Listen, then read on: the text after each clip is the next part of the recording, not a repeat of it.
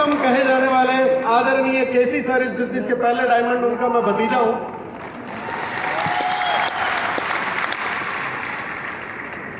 पर साथियों, अब जब मैं पिछले 1 साल पहले इसी मंच से मैंने आरसीएम की विधिवत शुरुआत की थी, मैं शुक्रगुजार हूं यूईएस टीम का। बहुत बहुत धन्यवाद जो आपने हम युवाओं के लिए ये मंच उपलब्ध कराया। पिछले 1 साल पहले मैंने विधिवत आरसीएम की शुरुआत इसी मंच से, इसी शहर से की थी। आज फिर मैं आपके बीच में हूं।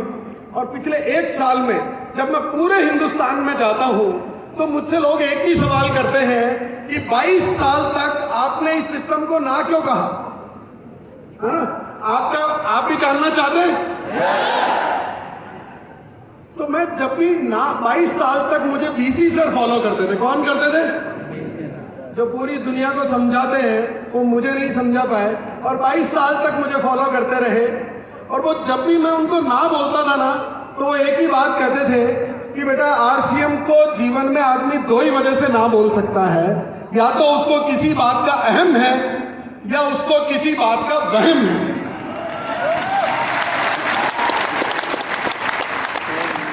और वहम तो मुझे नहीं था, हाँ अहम जरूर था। एक अहंकार था कि मैं तो पहले से ही बहुत अच्छा बिजनेस कर रहा हूं, बहुत पैसा कमा रहा हूं, और जब पैसा कमा ही रहा हूं तो फिर आरसीएम करने की क्या जरूरत है। जिंदगी में पैसा कमाना ही इंपॉर्टेंट होता है, ये सोच मेरी थी। क्या आप भी ऐसा ही सोचते हैं? ये बस इसी एक गलती की वजह से 22 साल इस सिस्टम से दूर रहा। अगर ये गलती मैंने ना की होती, समय पर निर्णय ले लिया होता, तो आज यहां पर इस सिस्टम की सेकंड जनरेशन के रूप में नहीं, बल्कि इस सिस्टम के डायमंड की हैसियत से आपके बीच में खड़ा होता। साथियों, हम जब बिजनेस करते हैं तो हम कुछ सपने बनाते हैं। क्यों करते हैं बिजनेस? इतनी मेहनत करते हैं, इतना इन्वेस्टमेंट करते हैं ताकि हम अपने सपनों की जिंदगी को जी सकें। और उन्हीं सपनों को हासिल करने के लिए मैंने भी बिजनेस करना स्टार्ट किया। बहुत सारी मेहनत की, बहुत सारा इन्वेस्टमेंट किया कि मैं अपनी ड्रीम लाइफ जी सकूं। बचपन से मेरा एक सपना था कि मैं वर्ल्ड टूर पर जाऊं। कहां पर जाऊं? वर्ल्ड टूर पर, है ना? क्यों 1-2 देश घूमने? मुझे पूरी दुनिया घूमनी है।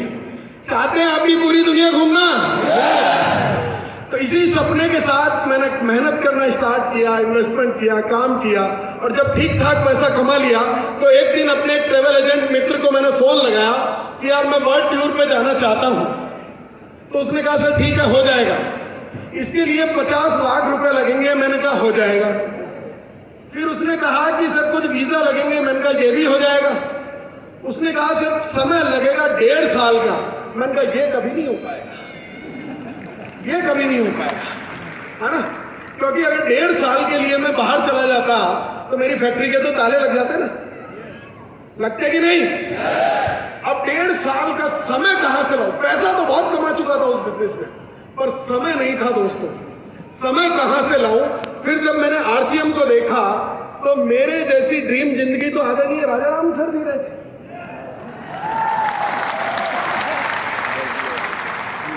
पिछले 3 सालों में 25 से ज्यादा देशों की वो यात्राएं कर चुके हैं।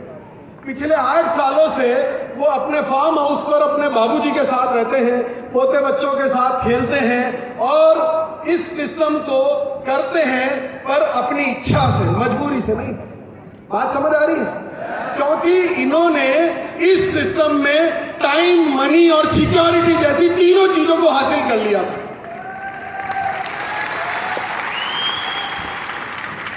अगर समय पे मैंने निर्णय लिया होता तो ये टाइम, मनी और सिक्योरिटी मैं जी रहा होता और आज वर्ल्ड टूर का सपना अपना पूरा कर चुका होता। हम काम करते हैं ड्रीम इनकम के लिए, है ना?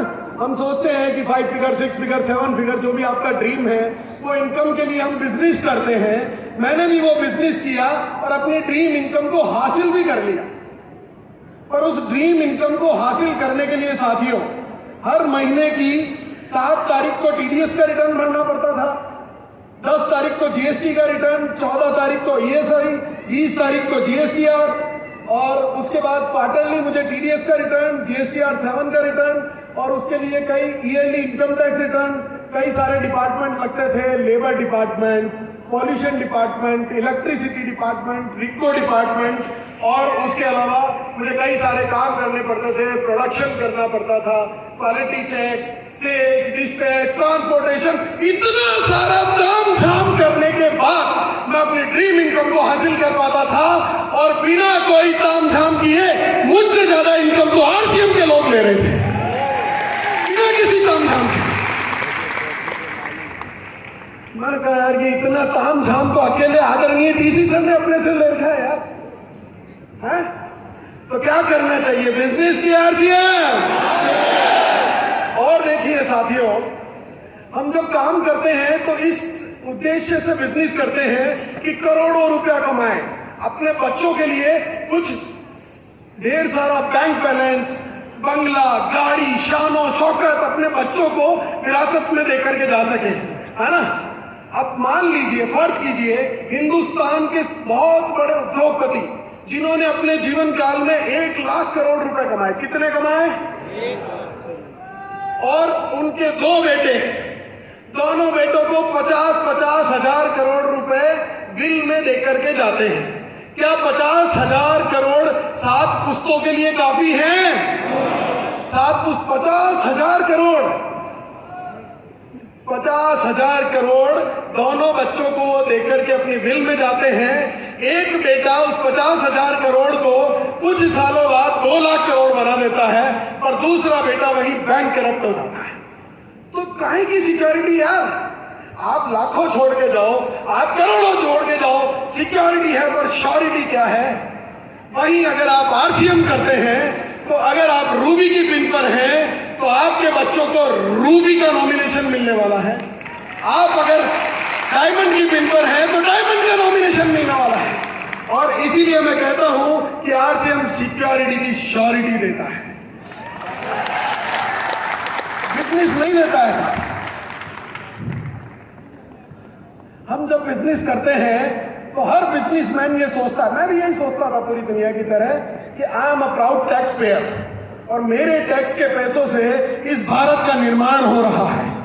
हर पैसा कमाने वाला, टैक्स चुकाने वाला ये सोचता होगा कि मेरे टैक्स के पैसों से भारत का निर्माण हो रहा है ना? सोचते हैं ना, हमारे टैक्स के पैसों से ही तो ये डेवलपमेंट होता है ना, होता है। पर इसका दूसरा पहलू आज मैं आप लोगों को बताना चाहता हूं कि उस टैक्स के पैसों से कितना भारत का निर्माण हुआ ये तो मुझे नहीं पता, पर 20 साल से जो व्यक्ति मेरे साथ मेरी फर्म में जॉब कर रहे हैं और आज मेरी फर्म में वो हाईएस्ट पोस्ट पर, मैनेजर की पोस्ट पर हैं, उनकी सैलरी है मात्र 50,000 रुपए महीना। कितनी? और वहीं उनके छोटे भाई जितेंद्र कुमार जैन सर ने आरसीएम करने का निर्णय लिया तो आज उनकी इनकम है 3 लाख रुपए महीना। जो 20 सालों से मेरे साथ है। और आदरणीय मुकेश कोठारी सर और प्रहलाद राय सर भीलवाड़ा में जिस फर्म में जॉब किया करते थे, मैं वहां भी पता करके आया साथियों, वहां भी अगर किसी की हाईएस्ट इनकम है तो वो है 50,000 रुपए महीना। हेलो। और उसी शहर में आदरणीय मुकेश कोठारी सर आज रहते हैं 25 करोड़ के बंगले में। कौन कर रहा है नए भारत का निर्माण? बिजनेस, आपका टैक्स का पैसा या आरसीएम? अरे सही मायने में टैक्स चुकाने से भारत का निर्माण नहीं होगा, सही मायने में लाखों लोगों को टैक्स चुकाने लायक बनाने से भारत का निर्माण होगा, और वो करता है ये आरसीएम। वहीं अगर मैं बात करूं तो आज 20 साल पहले, आज के 20 साल पहले जो व्यक्ति ड्राइवर के तौर पर मेरे यहां काम किया करते थे, ड्राइवर के तौर पर, है ना, आदरणीय सौरभ सर की गाड़ी आज भी वही ड्राइवर चलाते हैं, पर उस वक्त के एक ड्राइवर ने आरसीएम करने का निर्णय लिया, जिनका नाम है मिस्टर समुद्रनाथ योगी, और वो ड्राइवर आज खुद की कार से आरसीएम बिजनेस में सेमिनार देने जाते हैं। आज 2 लाख रुपए प्रतिमाह जैसी शानदार इनकम कमाते हैं, और उस ड्राइवर की सैलरी है 15,000 रुपए। तो बताइए कौन कर रहा है नेशन को एम्पावर?